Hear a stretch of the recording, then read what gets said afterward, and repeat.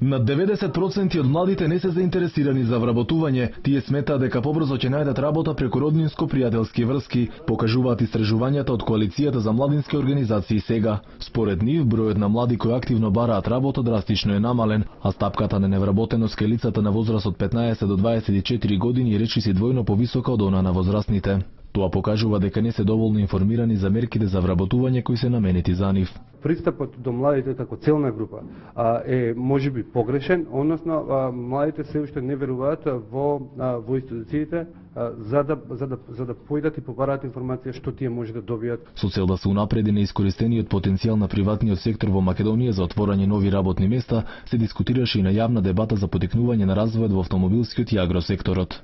Од Агробизнис комората за Алфа вела дека зголемената едукација на младите во овој сектор придонесува за развој на земјоделството и отворање нови работни места. Со една комбинирана таква активност дека ќе води напред целокупното наше земјоделие и сето ќе резултира со нови зголемен број на работни места.